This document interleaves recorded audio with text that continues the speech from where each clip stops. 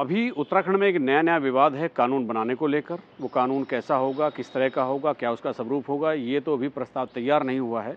लेकिन इस कानून बनाने की जो धुरी में, इसकी पृष्ठभूमि में जो बात छुपी हुई है वो है राज्य के बाहर ऐसे धार्मिक स्थल जिनका नाम राज्य में स्थित धार्मिक स्थलों के नाम पर रखा जाए।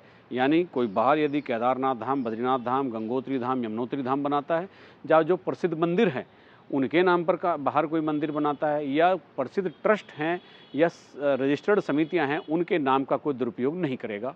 तो और ऐसा एक कानून राज्य सरकार लाने जा रही है। तो इस कानून के पीछे ये है कि यहाँ जो धार्मिक स्थल हैं उनका नाम कहीं दूसरी जगह यूज ना हो, यानी एक धर्म में भ्रम की स्थिति ना फैले कि अगर केदारनाथ धाम यहाँ है और केदारनाथ धाम के नाम से दिल्ली के बुराड़ी या तेलंगाना में कोई बनाया जाए तो वो एक भ्रम की स्थिति आने वाली पीढ़ियों के सामने खड़ी ना हो। असली केदारनाथ धाम कहाँ है, वो जहाँ है लोगों को पता होना चाहिए। सनातन धर्म यही कहता है कि केदारनाथ धाम वहीं है उत्तराखंड में, हिमालय की कंदराओं में, जहां आदि शंकराचार्य ने मंदिर की स्थापना की और जहां भगवान शिव ने अवतार लिया। अब कुल मिलाकर ये बहस कहां से शुरू हुई और इसकी आवश्यकता क्यों हुई? पिछली 10 जुलाई को दिल्ली के बुराड़ी में एक कार्यक्रम हुआ। उस कार्यक्रम में मंदिर की नींव रखी गई और उस मंदिर केदारनाथ नाम से एक मंदिर, एक धाम, केदारनाथ धाम के नाम से ही वहाँ पुकारा गया। मुख्यमंत्री ने स्वयं वहाँ कई बार केदारनाथ धाम लेकर उद्बोधन किया और आचार्य महामंडलेश्वर कैलासानंद गिरी महाराज ने भी उसको केदारनाथ धाम की संज्ञा दी। और मुख्यमंत्री ने यहाँ तक भी कहा कि जब 6 महीने यात्रा बंद रहती है तो केदारनाथ धाम के दर्शन यहाँ लोग आके कर सकते हैं।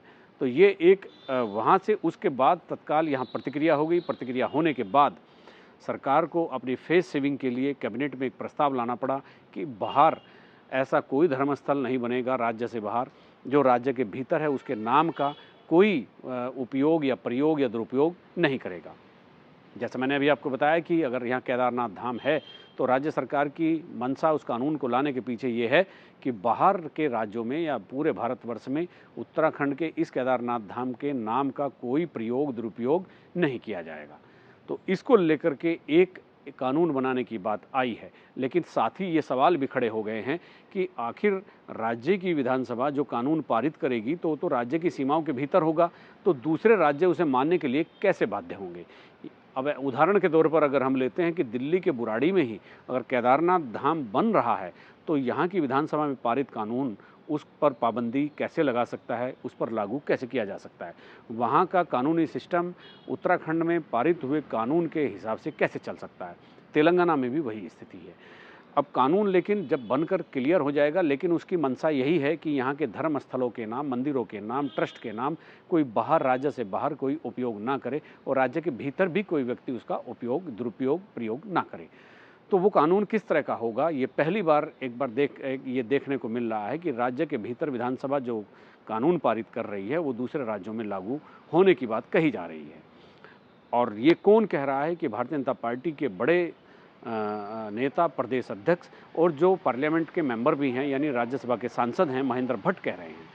तो महेंद्र भट्ट ने ये कहा कि ये कानून जो हम बनाएंगे वो बाहर के राज्यों को भी भेजा जाएगा और वहाँ भी इसको लागू करवाया जाएगा। राज्य सरकार ने जो कानून बनाया है वो अपने राज्य के धामों के संदर्भित कानून है। बद्रीनाथ धाम, केदारनाथ धाम, गंगोत्री धाम, यमुनोत्री धाम। और जब कोई स्टेट गवर्नमेंट कोई कानून को बनाती है तो सभी राज्यों को उसको उसकी प्रति जाती है और उस राज्य के अंदर, क्योंकि वो धाम उस राज्य के उस धाम को जोड़ते हुए किसी राज्य में भी अगर इस प्रकार के निर्णय होते हैं तो वहाँ की राज्य सरकार है उसको रोकने का अधिकार रखती है और उसके लिए संज्ञान उस राज्य की सरकार लेती है जिस राज्य में वो कानून बना हुआ है। मान लो कि केदारनाथ धाम के अभी तक के पहले कितने स्थान पर बने हैं, उस पर प्रश्न खड़ा हो सकता है। मैं उसमें ये नहीं कह रहा हूँ जो बन गए उनको हम कोई दूसरा निर्णय करते हैं। जब से कानून लागू होता है तब से स्टेट गवर्नमेंट के कानून की प्रति, जब सेंट्रल गवर्नमेंट को कानून बनता है सब राज्यों को जाता है, राज्य सरकार भी कोई कानून अपने राज्य संदर्भ में बनाती है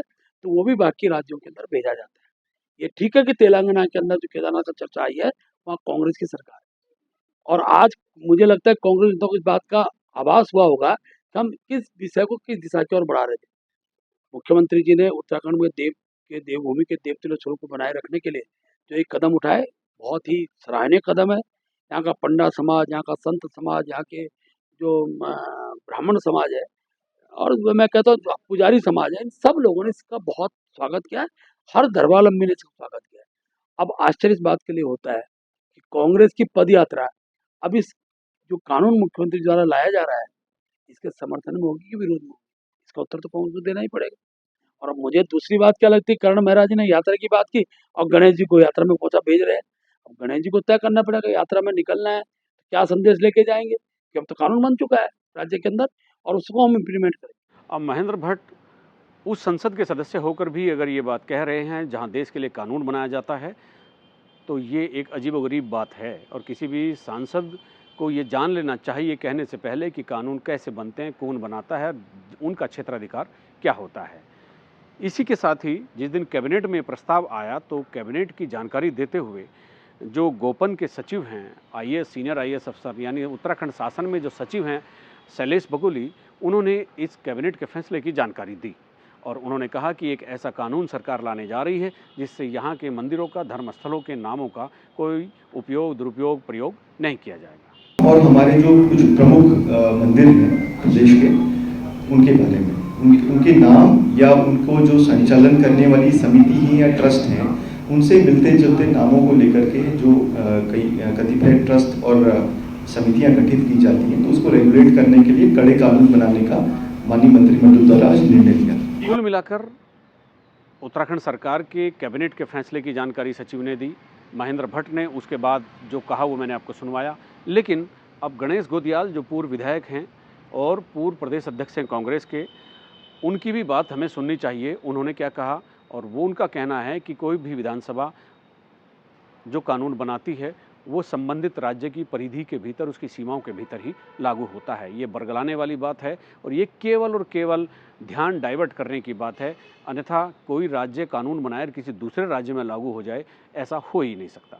जो है कांग्रेस इस चीज़ को मुद्दा बना रही है। या भाई एक बात, अगर विपक्ष ये कहता है कि केदारनाथ में उपचुनाव होने हैं इसीलिए इसको मुद्दा बना रहे हैं, तो हम भी तो ये कह सकते हैं कि एक तरफ केदारनाथ की विधायक का पार्थिव शरीर पंच तत्वों में विलीन नहीं हुआ था और ठीक उसी समय मुख्यमंत्री दिल्ली में केदारनाथ मंदिर की स्थापना कर रहे थे, तो ये भी क्या उनका उस चुनाव को जीतने के लिए प्रयास था?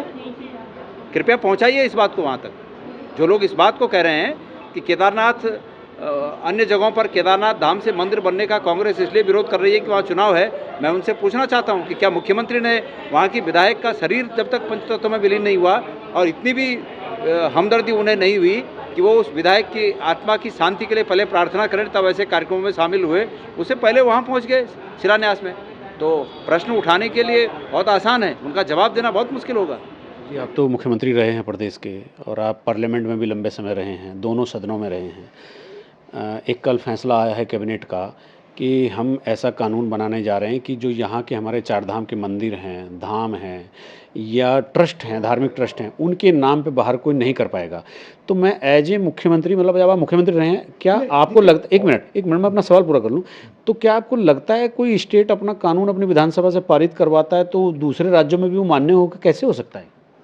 नहीं, कॉपीराइट आप रखना चाहते हैं केदारनाथ धाम, ये हमारा बद्रीनाथ धाम, गंगोत्री धाम, यमुनोत्री धाम, जागेश्वर धाम, तो ये हमें राज्य के तौर पर अधिकार है। यदि आपको लग रहा है कि इसका मिसयूज हो रहा है, कहीं हो रहा है, लेकिन नाम पर न हो। अब कल केदार सिंह नाम होता है किसी का, तो उसके माँ बाप पर मुकदमा कर देंगे आप।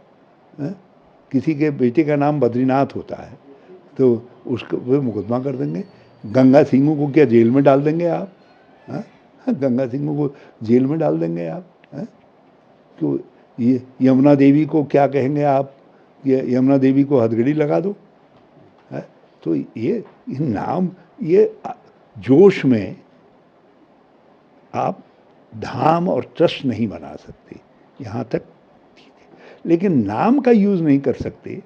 नाम तो परंपरा है, लोग शिव सिंह नाम रखते हैं इसलिए कि भगवान का बेटे का नाम शिव सिंह रख देती माँ, इसलिए कि उसको रोज़ शिव का नाम ले सके, इसलिए नाम रखती है। सरकार के इस फैसले पर आपकी पंचलाइन क्या है? एक पंचलाइन ये है कि जोश में होश खो दिया। तमाम चीज़ें सुनने के बाद अब हमें इस बात पर गौर करना चाहिए कि संविधान क्या कहता है। संविधान आर्टिकल 245 के तहत केंद्र और राज्य को कानून बनाने का अधिकार देता है। आर्टिकल 245 क्या कहता है? आर्टिकल 245 कहता है कि केंद्र सरकार पार्लियामेंट में कोई भी कानून बना सकती है पूरे देश के लिए, किसी एक राज्य के लिए, या 2 राज्यों के लिए, या 3 राज्यों के लिए, पूरे देश में किसी भी भूभाग के लिए पार्लियामेंट आर्टिकल 245 के तहत कोई भी कानून बनाकर लागू कर सकती है। उसको रोकना किसी के बस की बात नहीं होगी। कुछ कानून ऐसे होते हैं जब केंद्र सरकार बनाती है तो सभी राज्य की विधानसभाओं को भेजे जाते हैं और भेजे जाने के बाद फिर उनको उनकी राय आती है और 2/3 से ज़्यादा जब विधानसभाएं उनको पारित कर देते हैं फिर वो पार्लियामेंट में पास किए जाते हैं, फिर उनको पूरे देश में लागू किया जाता है। कानून अलग अलग तरह के होते हैं, लेकिन केंद्र को यानी संसद को, पूरी पार्लियामेंट को कानून बनाने का हक है पूरे देश के लिए, एक राज्य के लिए, 2 राज्य के लिए, चाहे एक निश्चित भूभाग के लिए ही सही। वही तो आर्टिकल 245 के राज्य की विधानसभा को, राज्य मंत्रिमंडल को, राज्य की विधानसभा को ये अधिकार देता है कि वो अपने राज्य के लिए जो राज्य सूची में जो विषय राज्य के हिस्से में आते हैं, केंद्रीय सूची के नहीं, ना समवर्ती सूची के भी कुछ विषयों पर कानून राज्य बना सकता है, लेकिन उनको केंद्र को भेजना होगा। इसका एक एग्जाम्पल मैं अभी आपको दूंगा। तो जो राज्य सूची में जो भी विषय आते हैं उन पर राज्य सरकार अपनी विधानसभा में कानून बना सकती है और विधानसभा से पारित कानून का दायरा राज्य की सीमाओं के भीतर होगा, यानी ये कानून राज्य की सीमाओं के भीतर ही बनेगा। किसी भी राज्य की विधानसभा कोई कानून बनाएगी तो उस राज्य की सीमाओं के भीतर ही उसको लागू किया जाएगा।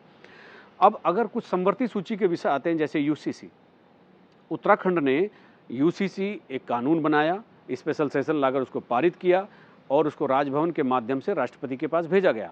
अब सवाल यह है कि वो राष्ट्रपति के पास क्यों भेजा गया? क्योंकि उसमें कुछ चीज़ें ऐसी थी जो पार्लियामेंट के कानून पहले से चल रहे थे, उनको ओवर रूल करना था, तो इसलिए राष्ट्रपति की मंजूरी के लिए भेजा। ये इस तरह के विषय समवर्ती सूची में होते हैं। अगर पार्लियामेंट से पहले से ही कोई कानून लागू है और राज्य सरकार कोई ऐसा कानून बनाना चाहती है जो उस कानून को ओवर रूल कर दे, तो राष्ट्रपति की मंजूरी के लिए जाता है और गृह मंत्रालय उसका गहन परीक्षण करने के बाद ही राष्ट्रपति को भेजता है। तो ये एक अलग तरह की चीज़ है। आर्टिकल 245 जो कहता है कि अगर उत्तराखंड की सरकार अपनी विधानसभा में इस तरह का कोई कानून पारित करेगी कि उनके धार्मिक स्थलों, मंदिरों, ट्रस्टों और मंदिर समितियों के नाम का राज्य के बाहर कोई दुरुपयोग ना करे, कोई प्रयोग ना करे, कोई उपयोग ना करे, तो ये संवैधानिक तौर पर संभव नहीं है। अगर ऐसा होता तो किसी भी राज्य की विधानसभा से 370 हटाने का एक प्रस्ताव करवा लिया जाता और जम्मू कश्मीर से धारा 370 को हटा लिया जाता। वो पार्लियामेंट में ही क्यों हुआ? और ऐसा नहीं हो सकता। संविधान ने राज्य और केंद्र के क्षेत्राधिकारों का बहुत ही सुंदर तरीके से वर्णन किया है। अपने क्षेत्रों के लिए राज्य सरकारें, केंद्र सरकार कुछ भी कर सकती है, लेकिन ये एक बड़ा अजीबोगरीब वाकया है। अभी कानून का ड्राफ्ट सामने नहीं आया है, लेकिन सत्तारूढ़ दल के अध्यक्ष और पार्लियामेंट के मेंबर का ये कहना कि अन्य राज्यों में भी लागू होगा, ये हास्यास्पद है। मंत्री कह रहे हैं कि विधानसभा अपने लिए कानून बनाती है। ये बहुत सर्वविदित है कि संविधान केवल ये कहता है कि आप अपने दायरे में रहकर ही कोई काम कीजिए, कानून बनाइए।